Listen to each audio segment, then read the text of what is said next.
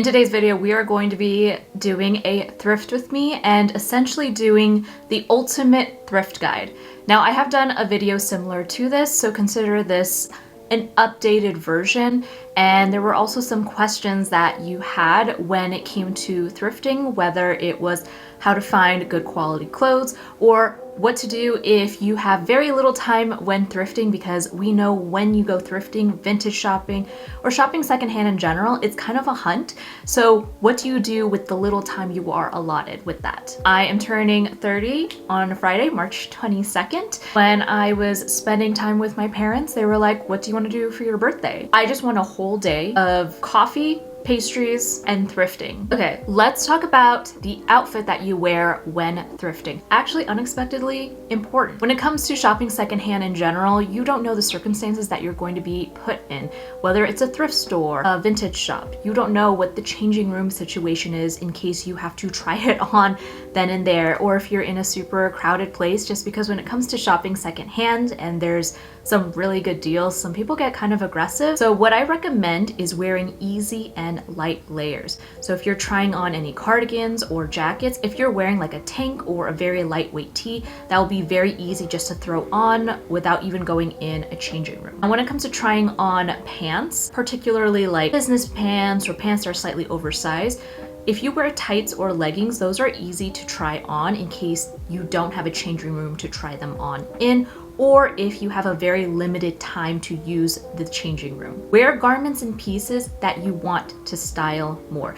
Now, this tip is mainly just to keep in mind so that you don't have to buy things that you don't need, or you end up buying pieces that end up sitting in your closet. Okay, let's talk about the outfit that I wore when I did my vintage thrifting birthday extravaganza. I wanted to wear something that was, of course, easy layers. So I wore this super easy knit tank dress, had a cute little like lace trim detail. This entire outfit I wore pretty much was one of the outfits from my Lorelai Gilmore, if Lorelai Gilmore was goth video. I particularly loved wearing this knitted dress, or this knit dress, just because it was super lightweight and it was easy to try on jackets with. Also, it wasn't super heavy, so it was easy to take on and off in the changing room. I wore also tights. I thought tights with boots was a very nice combination for this one, because again, the sock situation, there were some kind of unsavory circumstances in the changing room, so I was kind of glad I had tights on so my bare feet wasn't touching the ground. Pieces that I want to outfit more, I wore my leather jacket and knee-high boots. Those are my two newest pieces to my collection. I actually thrifted the leather jacket from Goodwill from my Lorelai Gilmore video, and the boots are from Vagabond, and I love them so much. I want to wear them multiple times in the week, but I need more pieces and garments that would pair well with it. So while thrifting, I was hoping to find pieces that go well with it. Those were my personal preferences for me. And of course, that's going to be different for everyone else. For example, if you want to have more garments that would match a harness more, wear a harness. Okay, so during my thrifting day, I actually thought I was going to be going to just my local thrift stores and Goodwill, of course. I did not expect to go like true vintage shopping, but we were getting coffee and I saw one like through the window and I was like, oh my God, can we go there? And they had the most beautiful collection. And I love collecting vintage lingerie and slips. When shopping vintage, how can you tell the difference between true vintage or not? That was actually some of the questions that I kept getting, where people are concerned that people or resellers are selling something from Shein or Forever 21 and trying to upsell it as vintage. Here are some things to keep in mind or to look out for when shopping for something that is vintage or something that may be a little bit more modern. So an item that is vintage in general would be 20 years or older. So technically anything from the 90s is considered vintage now. Most vintage shop prices, like the one I went to, the prices are a bit marked up. To know the time period that you're getting a garment from, so for example, look at Gap. This is just like a very quick example. So the Gap label used to be much different.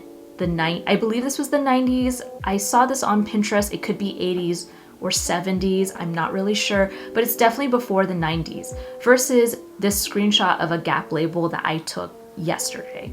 you can see how different the branding was, so you can get an idea if something is vintage or not. You can also, whenever looking at the labels, do a quick Google research of that brand if it's not recognizable. For example, California Concepts stopped producing garments, I believe, in the 90s. So you'll know that anything that says California Concepts most likely is a true 90s garment. Another thing to keep in mind when trying to figure out if something is truly vintage, or if you're just curious of what time period this garment is from, in case you want to purposely look for garments within that era, is thinking about the fabric, style, and also the inner construction of the garment, which is not always technically guaranteed, but you kind of get an idea of what the inner construction of a true vintage garment is versus a Shein garment, which probably is going to be cheaply made and the threads might be coming off already. So for example, I have these two slip dresses that I saw on Etsy. One slip dress is from the 1930s and one slip dress is from the 80s, and as you can tell, they are pricely different. The more synthetic it feels or the more polyester, the newer it may be. Look at this 1980s slip dress, it has a higher sheen, it has a higher polyester count versus the Duchess satin slip dress from the 1930s. And also some colors and patterns were in different trend during these different eras, so that's something to keep in mind as well.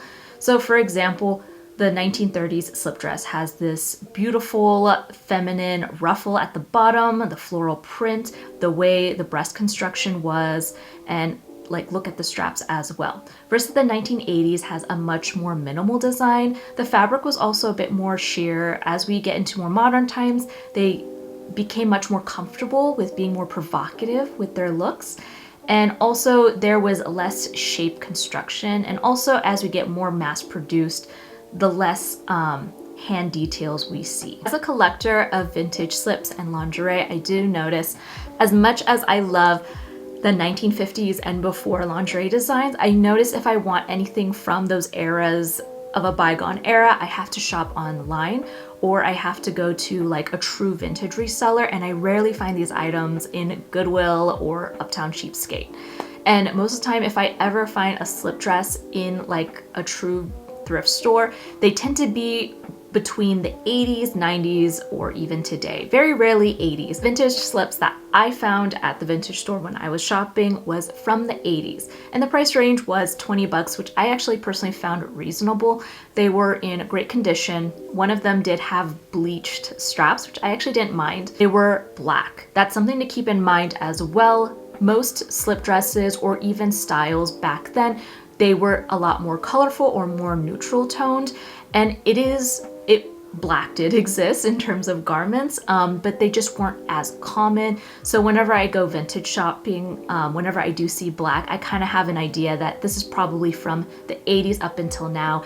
And if they were from before, that is a very good find. If you can take out anything from this video, is make a list. It's like going to the grocery store hungry and you just end up buying a bunch of things based off of impulse. So this is like the best surefire way to make sure that you're not just impulse buying, or you're just trying to get those serotonin levels going. Like, make sure you make a list. So make a list of things that you truly need in your closet, things that you will realistically wear, and I highly, highly advocate for you to buy things that are of a higher quality. I know that could be kind of hard, especially now in this day and age. Like whenever I go thrifting or secondhand shopping in general, a lot of the items are from Shein, Forever 21. As much as I love this dress and I felt like it was such a good find at Uptown Cheapskate, it is originally from Forever 21. If you like it, get it, take it out of the market. If you can get it at a higher quality, definitely look for that more. Like, even though this is from Forever 21, it's still a very good, well-made garment. It's just not like the best, but it was worth the 10 bucks that I got from Uptown. But my personal list that I got this dress a while ago. My list that I had the other day was a bit different. Also, before I go shopping, if I know I'm going to be spending the day, like I am intentionally thrifting or secondhand shopping that day, I go on Pinterest, I go on TikTok, I go on all my socials, and I compile a bunch of images and just things to keep in mind that I am personally looking for, and inspirations that I want to keep in mind. And if I find an item that I think is cute in the moment, but it doesn't fit the main things I'm looking for, I try to avoid getting it. My personal list that I had while shopping this time around was layering pieces like slip dresses, sheer skirts, and dresses. Definitely wanted more pieces that I can layer on top of each other to make an outfit much more visually interesting, but also getting ready for the warmer months. Just got done watching Poor Things, and I was very much inspired by the Victorian nuances in the movie. As we get closer to spring and summer, I want to incorporate more whimsigoth into my closet, and I need more pieces that could be worn casually, but not in a tee and jeans kind of way. If you're familiar with my content, you'll know that I am not a fan of how tee and jeans look on my frame. Like I mentioned in the outfit that I prefer to wear while shopping or thrifting, is I want to find pieces that I could wear with my leather jacket and boots. And then I'm always on the lookout for business trousers, since that's what I tend to wear on a daily basis. And then what I highly recommend is a no list. So I definitely don't need any more black cardigans. I have enough in my closet. Not to mention, it is the easiest thing to find while thrifting, so it's never hard to find a good quality black cardigan. I want to avoid anything that is a jersey knit or the typical fabric that you would associate with a very stretchy type of t-shirt. I personally don't like how jersey knit ages. They tend to pill a lot faster, and I just want fabrics that are a lot more substantial. I also don't need any more formal dresses, and I don't need any garments that are hard to care for or pieces that I have to take to the dry cleaners in order to get it clean. Okay, so not too long ago, I wrote in my community tab, give me any questions that you have, and when I was formatting this video, I wanted it to automatically answer some of these questions, but here are some specific ones that I wanted to address. So Christy asked, what to look for to determine the quality of a piece, but also what are your tips to not splurge on random things you don't love while thrifting and to not overspend? So like I mentioned in the previous slide, is make a list of what you need and make a list of what you don't need. I also highly recommend shopping online first, such as Depop and eBay. When I say shop online first, I mean literally window shopping. Before I did my whole thrifting trip, I was scouring through Depop and Mercari and Poshmark and essentially just scrolling through. Depop essentially has an algorithm much like TikTok and YouTube does, so it does pay attention to the things that you like, so they tend to curate a list of things from different sellers that you may like. And it helps me keep in mind some details that I'm looking for. And that's how I actually came up with the idea of like, ooh, I should get more sheer skirts in my closet so I can layer them with some of my other basics. Okay, so another question that I actually found really interesting to think about is, so let's say you are at a point in your wardrobe where you have enough basics. You feel like you have enough of like the essentials. What are you looking for when thrifting, especially when you are specifically looking for only things that you really need? Before you go thrifting, do your laundry and do inventory of your closet before you even make your list. You really need to know and have an idea of what it is you are looking for before you shop. Honestly, in my opinion, you can never have too many basics because technically a lot of things that I still buy are still basics, but the idea is looking for interesting basics or the layering type of basics. So if you are getting a tank top, what makes this tank top different than another tank top? Does it have a cutout? Does it have an interesting lace detail? Is it made from a different type of material type of thing? But truly think about, do you have at least 2 weeks worth of outfits? And I say 2 weeks because that should give you enough time to circulate through your wardrobe without outfit repeating, or give you enough room and space to mix and match some pieces before you do laundry. I think 2 weeks worth of outfits is a good place to start for, let's say, like a capsule wardrobe. So that's something to keep in mind when shopping if you feel like you already have like the base layer of it. I could not find the original person who asked this, but I do remember seeing it somewhere in my notifications. But someone asked, what are your tips if you have only a little bit of time to go thrifting? And I do find that interesting because I have been in predicaments where I have at least 15 minutes to shop. And I find that very stressful. I don't do well under those kinds of circumstances. And I have been in predicaments multiple times of thrifting specifically with only such a little allotted time. So what do you do? Okay, so Number one, go immediately to the section that you are looking for. You have made your list, you have done inventory of your closet. Is it tops you need? Is it pants you need? Go immediately to that section. And once you're in that section, immediately only look at the color and pattern. If you're on a strict time constraint, only look for colors and patterns. You should know your closet by now. Are you like me, where you only wear all black? Or do you only wear jewel tones? Do you wear warm tones, etc.? I immediately avoid any garments that have heavy pilling or has a terrible hand feel. And my rule of thumb is if I have less than 30 minutes to thrift, I usually just avoid it. I have thrifted with only 15 minutes and it was not fun. So when I went thrifting and secondhand shopping for my birthday extravaganza with my parents, I thought I was going to come home with like a lot of stuff. I actually ended up only getting 3 things, but it ended up being worth it. I really liked what I got. I was really happy. So the first 2 things that I got were these slip dresses from the vintage shop. And I love this because I didn't even plan on going to the vintage shop. It was truly a surprise. And again, like I mentioned, I regrettably sold a lot of my old slip dresses from when I was in college. So I'm trying to rebuild that collection again. And when I saw these 2 slip dresses, they were perfect. They were exactly my style. The main thing was I had to make sure they fit, and they did. Now, when it comes to slip dresses, like I mentioned, I was definitely looking for layering pieces, and I do consider slip dresses one of the ultimate layering pieces. They are also the most amazing basic to wear with sheer elements, such as the dress that I am wearing. I also have this white button up with a very extravagant collar, again, giving poor things type of vibe. So next to this vintage shop, I didn't get anything, but I did try on this true vintage 1960s dress.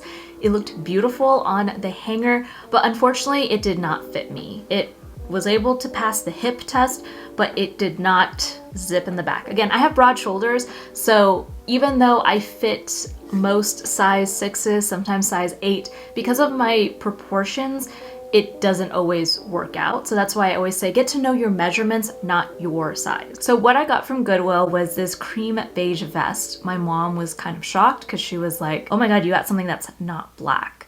And the thing was, yeah, normally I wouldn't go for it, but there was just something about this sweater vest that was really high quality. It kind of gave off dark academia vibes. Again, because I was wearing my leather jacket and knee-high boots, I really loved how the vest looked with this combination. It was giving Nancy Downs or Neve Campbell from The Craft, like that prep school but with gothic elements type of vibe. If you watch this whole thing, thank you so much. Thank you so much always for your support and for watching my videos. Your comments truly mean the world to me because I often just get discouraged just because I have a lot going on. And so whenever I see your kind comments, they truly keep me going. I hope you have a great week, and until next time, bye.